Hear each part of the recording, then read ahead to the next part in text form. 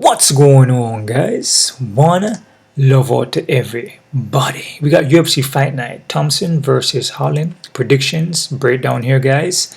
This fight card is going to be in Orlando, Florida at 7 p.m. Eastern.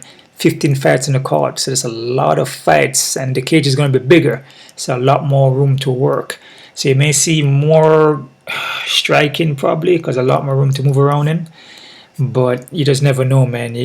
These cards, sometimes it can be difficult to predict. Nothing guaranteed here. If you're playing, play at your own risk.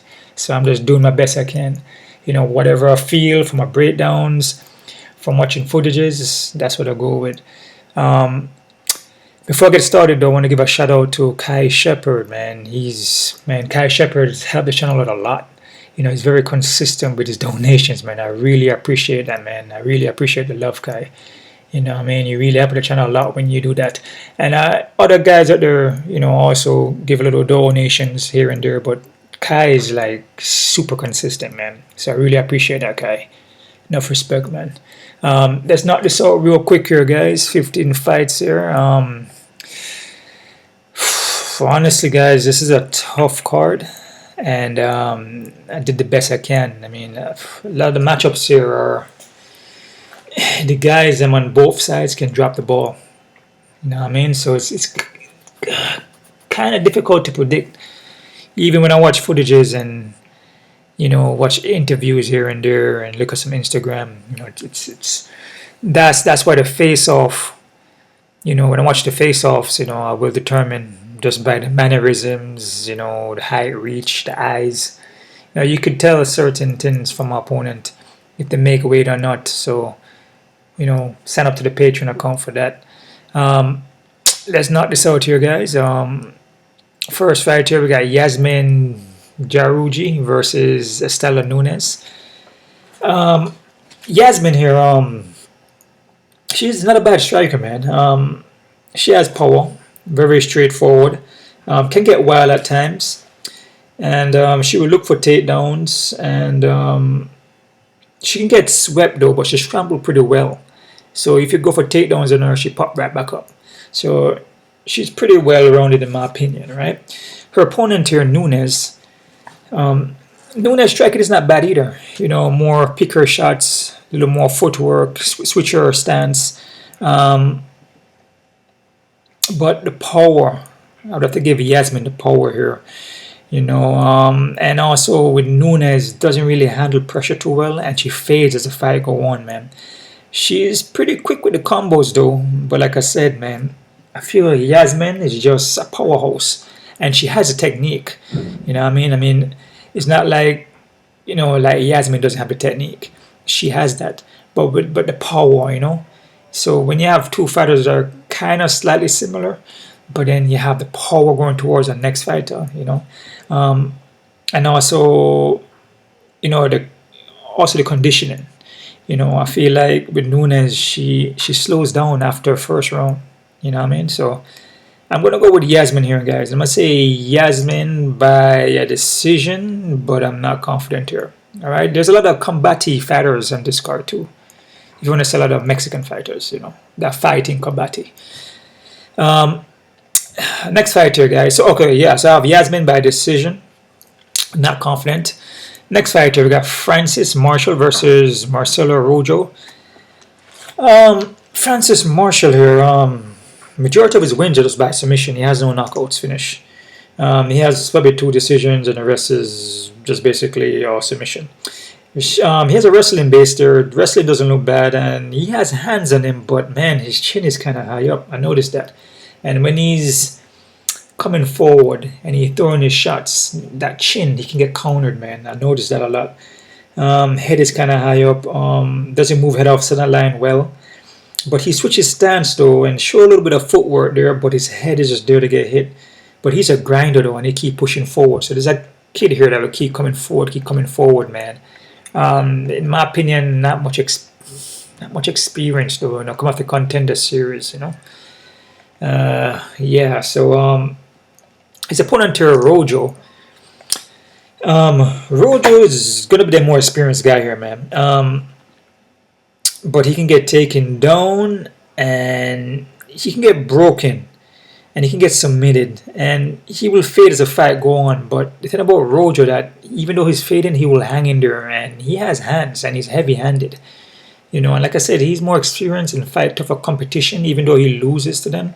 I just don't feel Marshall has faced anybody that's going to really push him, And I feel that Rojo pack power, man. He has power, and the way how Marshall comes in with his chin high and his head up high, doesn't take his head off center line, I could see him getting caught. Could be wrong, but I said with Francis Marshall, he's not a bad fighter though.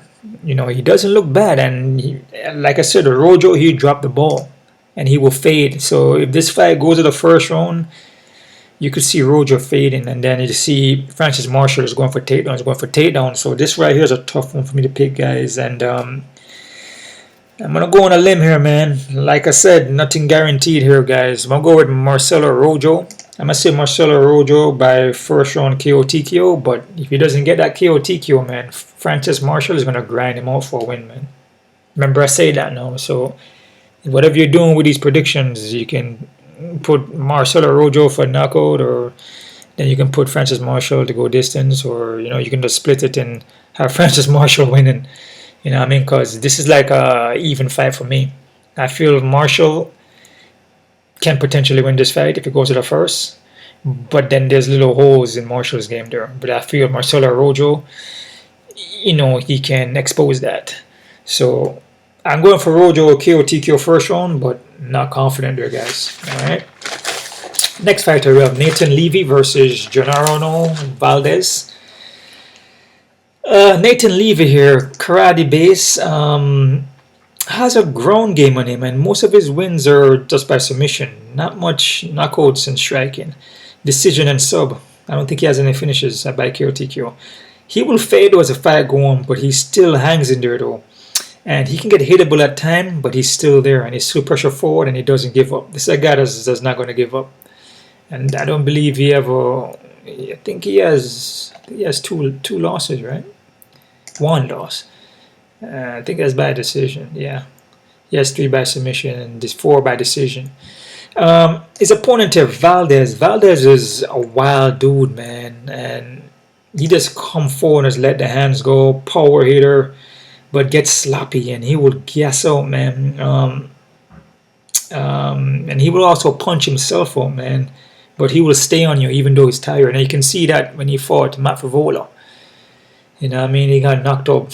He got knocked out in that fight. He took a lot of damage in that fight. But this is a guy again where I don't feel like he has a lot of experience, and I feel I don't know. I just feel that with Levy has enough to avoid the heavy shots, and probably just can take this fight to the ground and pull off a decision, in my opinion. So I'm kind of liking Levy for this one, guys. But again, like I said, with Levy, sometimes he doesn't handle that pressure too well.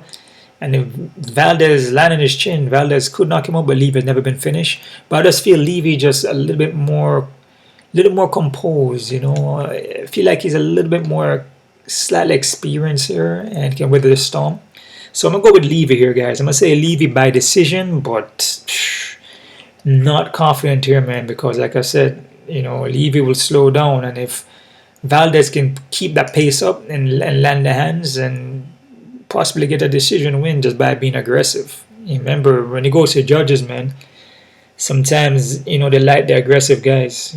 Even if they didn't win the fight, you go split decision to Valdez because of just the output and just being aggressive forward. You know what I'm saying? Just forward movement and throwing the hands and just landing 1 or 2 shots, but heavy. So be careful with this one, man. All right. So I go Levy by decision. I'm not confident. Next fighter, we got Tracy Cortez versus Amanda Ribas. Cortez, pretty decent wrestler here. Striking is getting better. And her defense for submissions is getting pretty good too, because of her boyfriend there. What's that dude name again? Forgot his name. T City. Yeah. T City, yeah, because she obviously trains with him, so obviously they're gonna work the submission games to have her avoid submissions that she's gonna need in this fight because her opponent here, Rebus, is a BJJ black belt and will throw up submissions, right? Amanda Rebus here, BJJ black belt, her striking is suspect though, and the reason why I said that because when she comes forward and she let the hands go, she get countered a lot. And when she get countered, she gets stunned on the foot. And she get like flash knocked down. She get hurt easily. Doesn't handle the shot too well. Like I said, the face is not meant to get hit, but other people can handle the shot a little better. She doesn't handle the shot too well. And, her striking is just very suspect, but she uses it to get the takedowns and look for the submissions. But this fight is going to be interesting because Cortez will go for takedowns, and like I said, Cortez be working, the BJJ because TCD BJJ black belt and is probably one of the best guys in the game right now, to pull off submissions, right? So I feel Cortez striking is better here. I feel Cortez takedown, her wrestling, her scrambling is better. Rebus probably have a submission chance here. That's probably it. I mean, yeah. So I'm liking Cortez here. I'm going to say Cortez by decision. But I'm not confident here because, again, Cortez has been submitted one time, I believe. And it was by his way back in our early fights by Cherry Murasaki. But that's like, when she just started, or pro. So it was a guillotine choke. So, I mean, anything is possible. But I'm liking Cortez. I'm going to say Cortez by decision. I'm not confident. Next fight here, guys. We got, I believe, the Damage Elkins. Man. Darren Elkins, man. Darren Elkins versus Jonathan Pearce. Man, Darren Elkins, man. I'm always surprised that this guy is still competing. And like I said, you do whatever you want to do in life. Whatever path you want to travel, you travel that path. That's just your journey, man. But sometimes it's hard to see these guys and they're just taking shots after shots. Getting straight on the pocket. Getting blasted when certain shots like that he's supposed to see it. For being so experienced. You're not supposed to get hit with heavy on overhand rights. Those shots do a lot of damage to you. That's like a career ending, shot. So getting hit like that, those are stuff that you shouldn't get hit with. Like I said, anything is possible and you can't avoid everything. But shots like that is coming straight at you and you can see it in this telegraph. You're just getting hit, boom, and your head is just rocking back. Can't be good, man. It's not good. Darren Elkins is overall he's still a well-rounded guy. His wrestling base, his striking is, man. He will still throw the hands and he will connect and knock you down, but his defense is just not good, man. He has no defense, man. Takes a lot of damage, man. Every fight he takes damage. I guess Tristan Conley, he took a lot of damage. Every fight he takes a lot of damage, man. A massive amount. That is why I'm surprised he's still in there. I'm surprised that he's still functional. Like he can still function, man. It is just he can, I feel like with Darren Elkins now, he can beat faded fighters. And he could beat, like not UFC caliber guys, But like guys who are not too well rounded, he can beat them. But guys like Jonathan Pearce is super prospect. This guy is like a pretty good fighter, man. You know what I'm saying? It's GSP. GSP should win this fight. He's very well rounded. He, he's an upcomer. He's not a faded fighter, man. So Darren Elkins is slow at the movement. He stutter steps. He wing punches. His head is straight up, man. His defense is bad. His defense is not that good, man. But he's still a good fighter because he pulled wins off. But at this moment now, against a guy like GSP, I really don't see him winning this fight, man. And this is a confident pick for me. I'm gonna say GSP by KO TQ in the second round, man. Hopefully it's not a KO TQ guy. I don't think Elkins could take anymore. don't think this guy can take any more shots, man. It's a shame, dude, that this guy is still in the fight. I mean, again, you do what you have to do, you know. But you always remember that your health is your wealth, man. And man, life goes on, you know. The game is just a game. It's actually an illusion. You just, you know, it's a game. You're passing time. I guess you're making a little money here and there, but money is not everything if you can't, I guess, enjoy it, you know, when your life goes on, because you can't speak, you can't you can't remember your name, you know, or you're brain dead. So, which basically is brain dead. But yeah, so I'm gonna go with Jonathan Pearce here, GSP, by KOTQ in the second round, and I'm confident in that play, guys. All right. Next fighter, we got Michael Johnson versus Mark Dukakis. This is the next interesting one here, man. This fight right here is, oh man, boy, oh boy, man. Both guys here, you can't trust both guys, you know. I mean, that's just basically it. They're not reliable for getting a win. It's even though Mark Dukakis is on a 2-5 winning streak, but now he's wrestling now. This a guy that's known for a striker, but now he has to wrestle.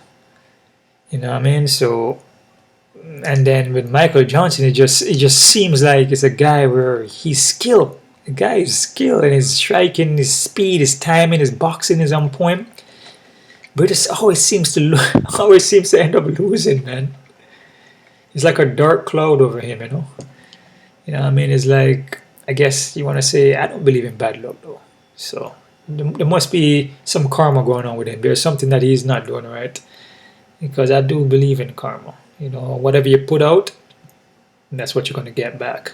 So most likely is that, you know. So it just is difficult to pick either guy here to win, man. You can't go either way, to be honest. Michael Johnson here, he's a well-rounded guy. He has wrestling base on him, and his boxing is pinpoint, man. This guy's accurate, man. Quick with the hands and the kicking, and he mixed it up well. And he will go for takedowns, but mentally, man, he just doesn't seem to be there. You know what I mean? And both of these guys, their mental state doesn't seem to be there. You know what I'm saying? They look like they will be in the fight and then they just lose. They will look like they're winning the fight and then they lose. Or they go in there and then just get finished real quick or get submitted. Mark has a striking base too, but like I said, he's just been pushing more wrestling now. So you know what's going to happen in this fight. With Michael Johnson, I believe he's been submitted like a couple of times, like maybe like 10 times or 9 times or something like that. So this is one of these fights where, man, Mark Dukakis is going to go for takedowns because he's been doing that. He's been submitted 9 times. Michael Johnson has been submitted 9 times, guys. So Mark Dukakis is going to look for takedowns. He's going to look for grinding, because that's what he did in his last 2 fights. Because it's like his stand-up is just not there anymore, you know what I mean? So in my opinion, though, with Michael Johnson, his takedown defense, it's kind of hard to say this, but he's been looking slightly a little better. And I feel Johnson has the speed and the timing. And Mark is taking down guys who don't have no ground game, really. You know what I mean? Like Makhachev here and Damir. Both of these guys' ground game is not that elite. Michael Johnson has a little better ground game, is more experience. So striking wise, I have to go with Johnson, man. Even though the record, you know, his record, you know, Michael Johnson's record is not that great, but his record doesn't really, you know, if you look at his skills, man, you know, because remember, nine of those are by submission. You know what I'm saying? So 9 of them are by submission because he's just been getting taken down. He's like, he's winning the fight and then he just gets taken down and submitted. So I'm gonna go with Michael Johnson here, guys. I can't believe I'm doing that. I'm gonna go with Michael Johnson. And I'm gonna say Michael Johnson by decision. I just feel like he's gonna stop the takedowns and he's gonna pepper, like bam bam bam bam bam. He's gonna sprawl and lateral move and counter strike. And Mark Dukakis doesn't do good against guys who strike now. You know, guys who are technical with boxing, he doesn't do as well. With Michael Johnson, he has a wrestling base. So, you know what I mean? Mark Dukakis is not really a takedown artist like that. So Michael Johnson should be able to win this fight. Should be able to. Should. Oh man, Michael Johnson by decision, guys. But honestly, be careful with this fight. It's a fight that you probably could fade, man, because again, Marty could just come in here and just grind out a win, man. Just by takedown, takedown, takedown, and Johnson just gets taken down all 3 rounds. Believe me. Or Michael Johnson could come in here and just pepper up Marty and pull off a decision and stop the takedowns. You just never know here, man. So Michael Johnson by decision. Definitely not confident in that one, guys. All right. Next fight, we got Clay Guida versus Scott Holtzman. This is the next fight here, where it's kind of up in the air, man. We got 2 veteran guys here, especially Clay Guida's a super veteran. Super veteran. He's dated way back, man. Way freaking back. 2000 and Strike Force, damn, 2006. I've been fighting from 2003. I feel with Guida here, man, he still got some, some fire in him, still can pull off some wins here and there, but I just feel Scott Holtzman should be able to win this fight. I feel Scott Holtzman is a little more durable here. Little better striker. Guida may go for takedown, but Scott Holtzman supposed to can stop that, in my opinion. I believe Scott Holtzman has a wrestling background too, so I'm going to go with Scott Holtzman here, guys, but I'm not confident. I'm going to say Scott Holtzman by decision. Not confident, to be careful with this one. Like I told you guys, this card here is a tricky one because a lot of the guys are kind of slightly faded out, man, and it's difficult to tell who's going to win. Alright, next fighter, we got Angela Hill versus Emily Ducote. Angela Hill here, striking base, kind of a veteran here. Kind of a Muay Thai kickboxing kind of base. She can get taken down though, but she will stay on you and pepper up with shots like we see against Lupita here, but Lupita took that fight on short notice. Her opponent here, Emily Ducote, doesn't look bad, man. Striking base, has a wrestling base also. She's very technical, man, very sharp with the movement, her technique, her boxing, her kickboxing, her combinations doesn't look bad, man. And she's quicker, and with Hill, sometimes he'll leave the shots out there, and Hill is kind of hittable at times. I just feel Ducote should win this fight, but again, experience. Hill is more experienced. You know what I mean? Even though Ducote been in Bellator and she has a little experience in her too, but experience in the sense of fighters that she has fought. I feel Hill fought tougher competition. So be careful with this one because Hill could pull off a win here, guys. But I'm gonna go with Ducote. I'm gonna say Ducote by decision. I'm not confident. All right. Next fight here, guys, we got Niko Price versus Philip Rory. Oh man, that's the next tough one here, guys. This whole card is tough, guys. Niko Price here, wild dude, man. This guy will just come forward, eat a bunch of shots, and win the fight. Because he's just persistent, he doesn't stop. He gets you tired, he put that pressure on you. Very high pace and take a lot of risk. Take a lot of hits too, man. His opponent here, Rory. Philip Rory, he's gonna have a 4-inch reach, which is massive. He's a technical guy here, man. BJJ practitioner. I don't think he's a black belt. He doesn't like pressure though, and this is a guy that you can take him down in first round, second round, but he comes back and knock you out. So this guy has the power and he has a technique to beat Price, but Price is like. That guy's like a freaking zombie, man. I mean, kind of like a Darren Elkins, but a durable Darren Elkins. I'm not sure if that makes any sense. A durable Darren Elkins. But, yeah,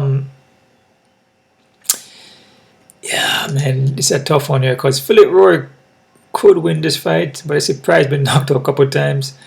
And Philip does have the power, but it's experience. Again, I don't feel Philip has faced. Jason Witt, Oren Cozy against Gabriel Green, he lost. Leon Shabazian from Contender Series, A guy like Niko Price, has faced tough competition, He has faced guys like Philip, the Michael Pereira, Donald Cerrone's, Vincent LeCue, Jeff Neal, even though he lose, and Tim Means, who has a win, Randy Brown. So he has faced this before, guys with a height and reach already.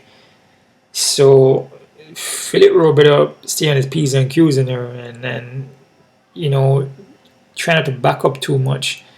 Because once you start backing up, Niko Price is going to just come forward, possibly get the takedown, and ground and pound, and keep that pressure on him. I'm going for Niko Price here, guys. I feel Rory, he needs to show me more. So I'm going to go with Niko Price. I'm going to say Niko Price by decision, and I'm not confident at all. Alright, guys. Because Niko Price can drop the ball, and he can get knocked out. And Philip Rowe has a power to knock him out. So be careful with that one. Next fighter, we got Eryk Anders versus Kyle Ducos. And next freaking crazy fight here, man. A lot of people may think that Kyle gonna win, which is true. Anders is pretty well-rounded guy. I believe he has football, but he has wrestling in him too. Striking is not bad. He pack power. We'll look for takedowns, and he will push a steady pace on you, right? And heavy-handed. But with Eryk Anders here, man, like I said, he would drop the ball, and he would get tired, and he would just get touched up in the fight and end up losing by decision. And you can also get submitted, which, you know, you got submitted one time, get knocked out one time. So he's a pretty durable guy. His opponent here, Kyle Ducos. Against his last fighter, he got knocked out bad in that fight. That was in June. Like I said, with guys who get knocked out like that, kind of careful picking them, especially when it's been a couple months already, but still, you know, he's been over Jamie Pickett. Kevin Holland was kind of suspect in there. I don't know. Dustin Stoffels lost against Brandon Allen. So, in my opinion, experience-wise, I go towards Eryk Anders. Skill-wise, Eryk Anders is still a skilled guy. Like I said, Kyle will drop the ball. Eryk Anders will drop the ball too, but it's the next tough fight here to pick, man.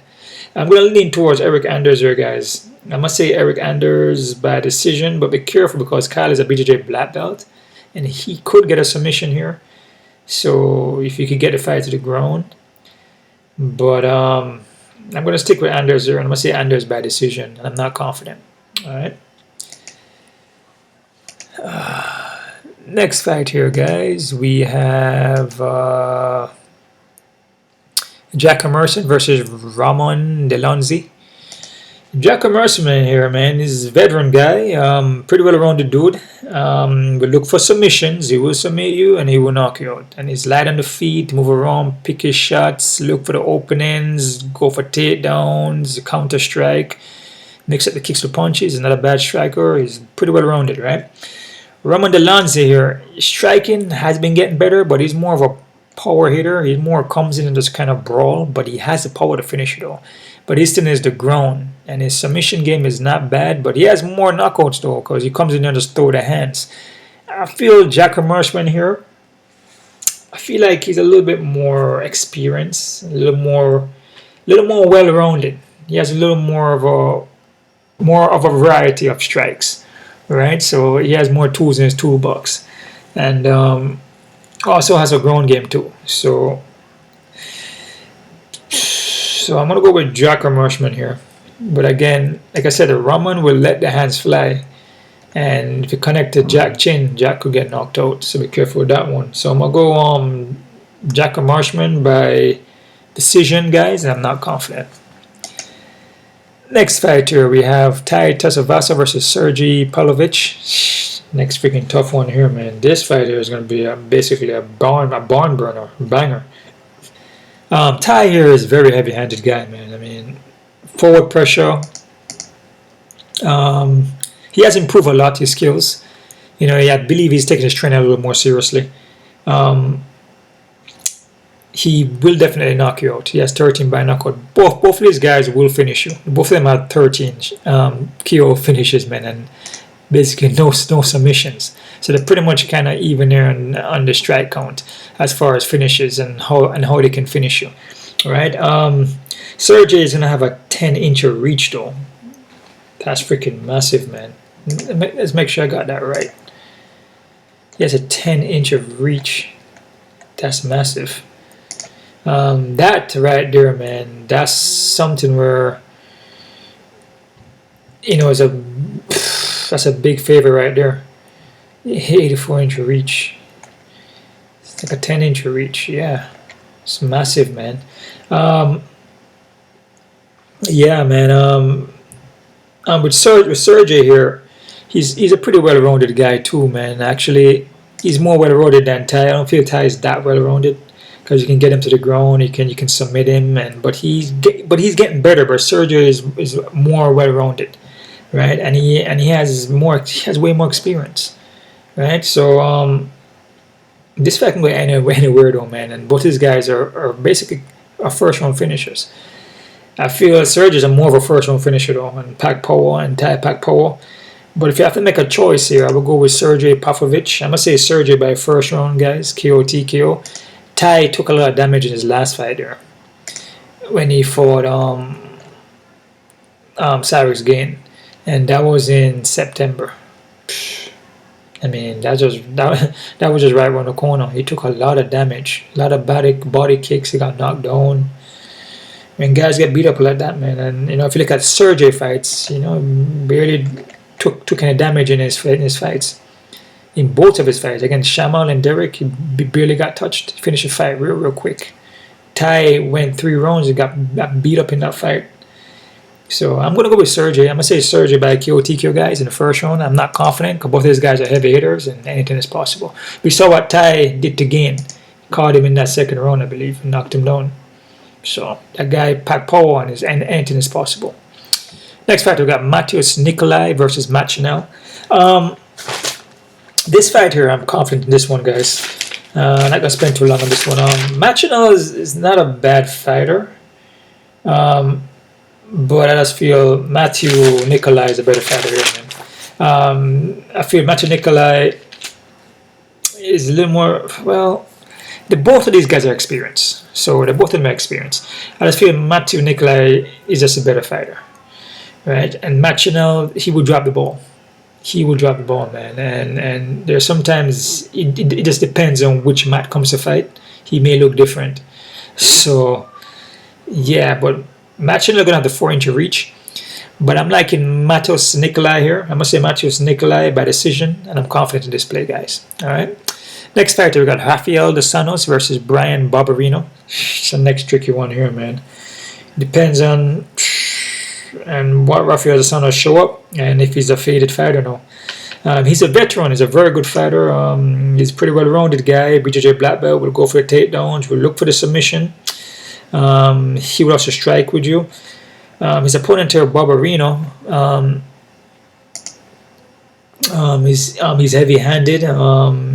He can get taken down though. He's gonna have a 2-inch reach here, and he's putting off some good wins over Robbie Lawyer, over Matt Brown, against Darren Weeks. Not really. The biggest win is probably with Robbie Lawyer here. This is a tricky one here, man, because Rafael dos Anjos is.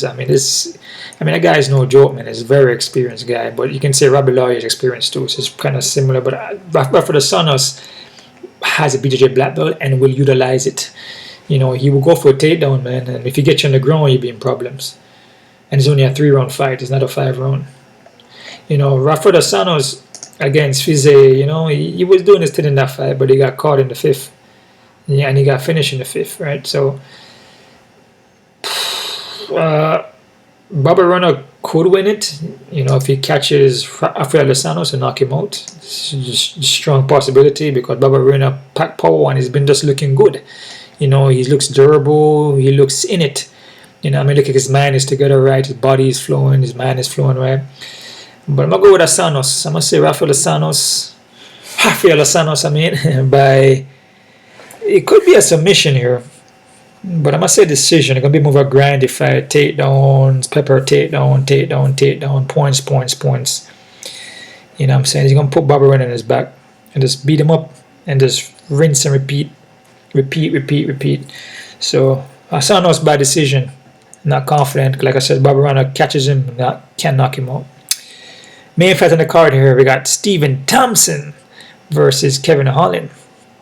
Thompson here has a karate base. Takedown defense, it depends on who he's fighting. He may stuff some takedowns, but if he's fighting a good wrestler or a good BJJ practitioner, he will get taken down, man. I don't feel he's as durable as he used to be. A lot of knee surgeries.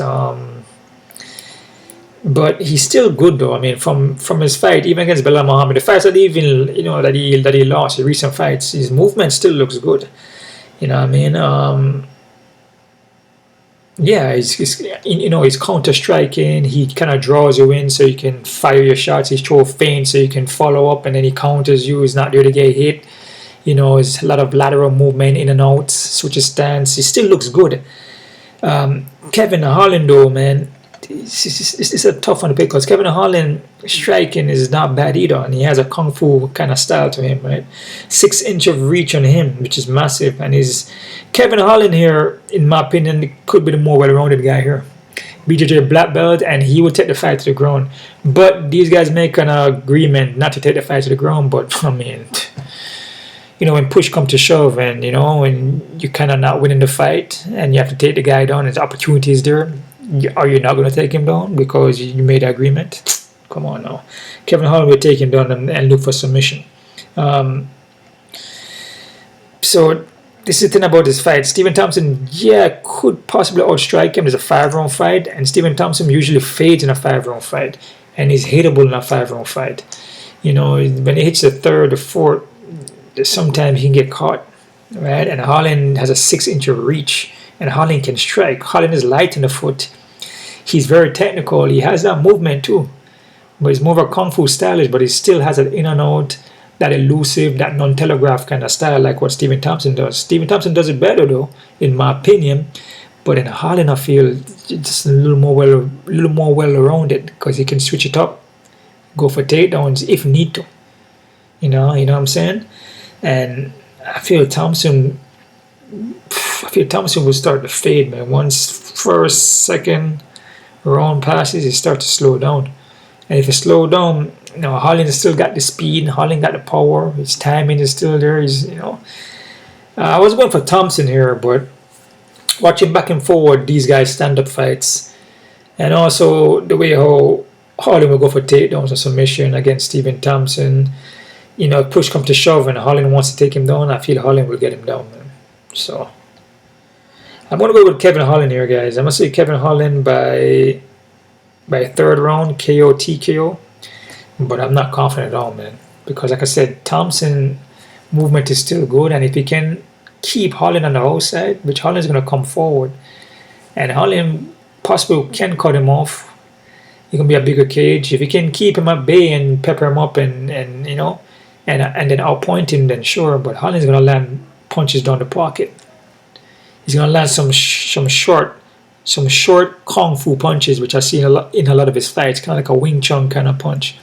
You know what I mean? Like a Jeet Kune Do kind of style. I see him fire some of those shots in there, man. So, not taking anything away from Stephen Thompson, but man, it's a difficult one. And Thompson can get clipped. He usually gets clipped and hurt in the fight, especially against guys like this. So Holland, 3rd round KO TKO, guys. I'm not confident. So that's about it right there, guys. Quick look at the odds. So we're working with crazy odds. Crazy odds, huh? Crazy odds.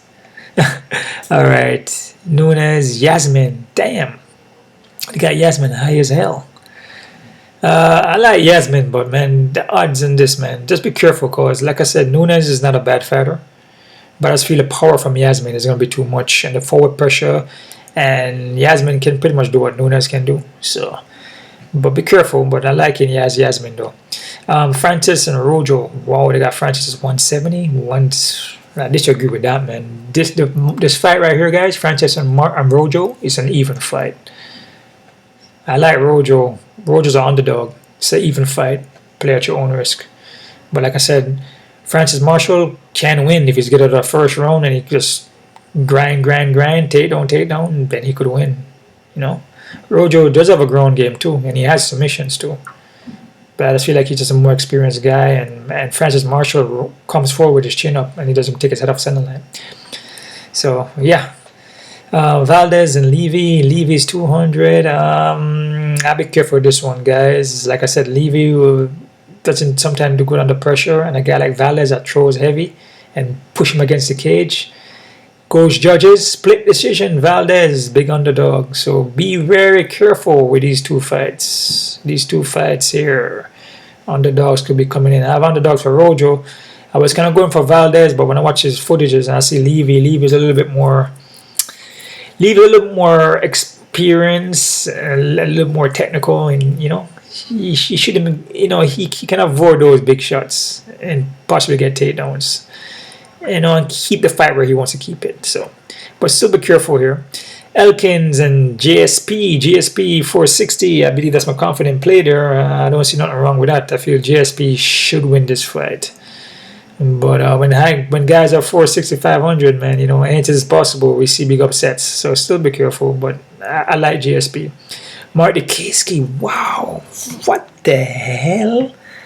300 and negative 350.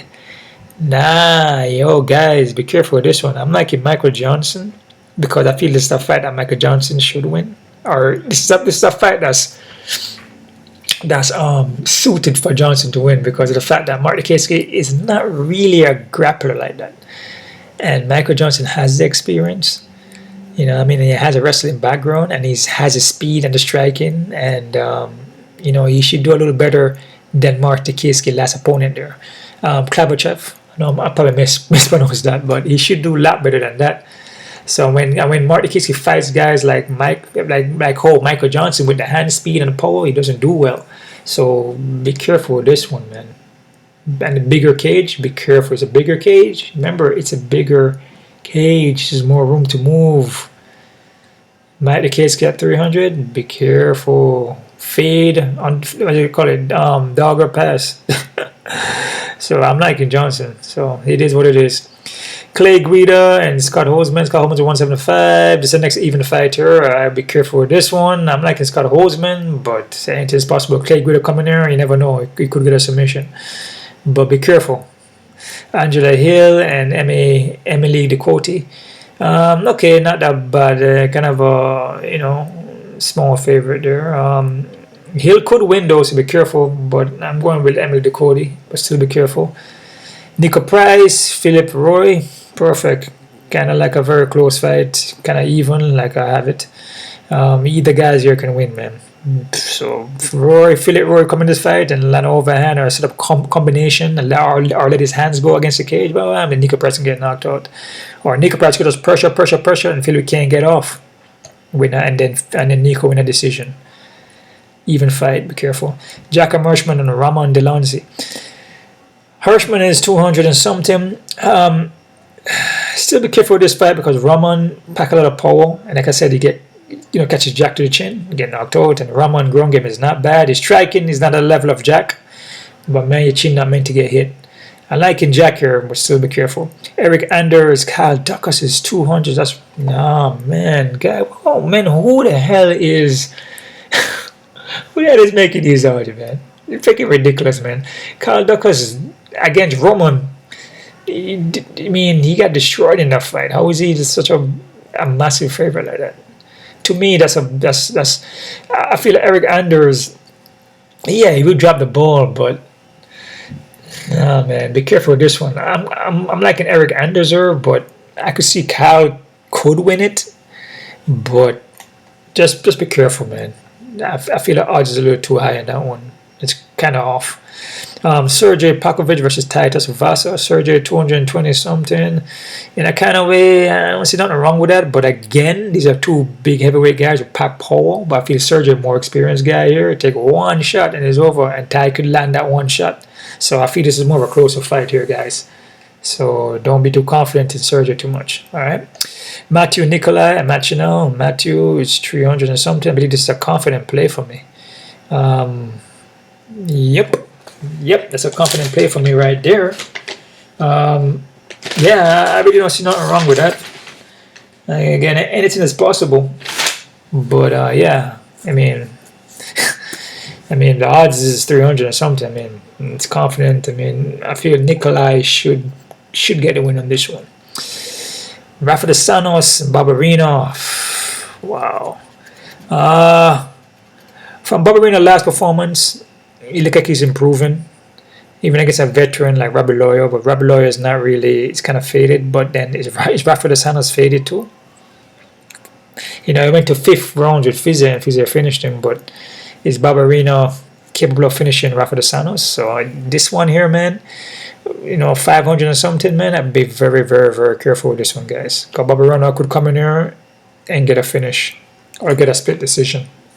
Remember, I said that. So I'm telling you that right now. He could get a Barberena possibly, because I was kind of leaning towards him, but I'm like, I feel Rafael dos Anjos has the ground game and a little bit more experience and well-rounded. But again, man, it goes to decision, or Barberena finishes him with an overhand, catches him and knock him out. Then, you know. So be careful with this one, man. Stephen Thompson, Kevin Holland got Thompson's underdog. Like I said, I'm going for Holland.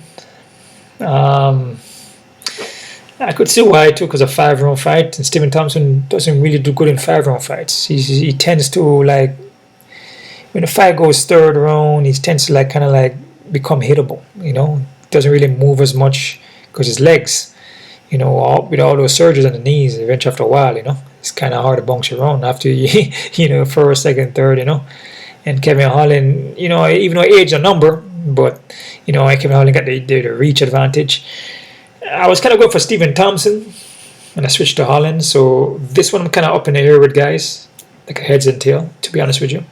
So be careful with this one. I mean, I feel that Stephen Thompson could win it, but then there's a part of me that's saying when he's in 5-round fights, doesn't do too well.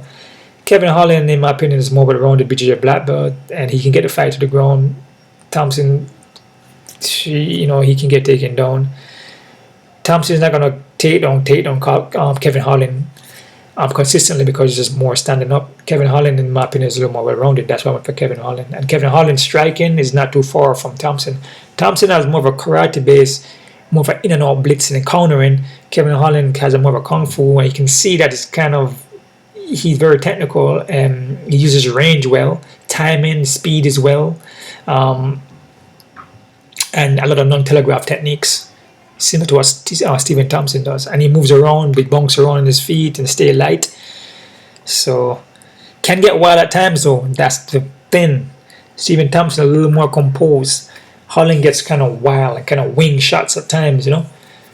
But that's the one reason why I'm looking at Thompson. But then the ground game of Holland. So yeah, so be careful with that one, guys. That's it right there. That's my odds breakdown. Appreciate all the donations you guys are giving. I really appreciate that. I try to get these videos out a little more earlier. Please keep the donations coming, because, you know, I could do this more full-time and do other more things full-time too, because I have a next channel over there you guys can check out. My next it's my health and wellness channel, Wayne Gitchie. You guys can subscribe to that too if you guys haven't. I'm going to put a lot of videos over there too, and I also have a Patreon account over there also. You know, it teaches you about health, you know, about, you know, more of a holistic way of living life, using the plants, using the herbs to heal the body, using the natural air, using the elements to heal the body.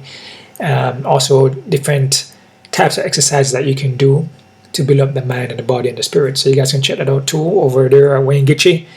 I'll leave the link down below. One love out to everybody. You guys keep on kicking, and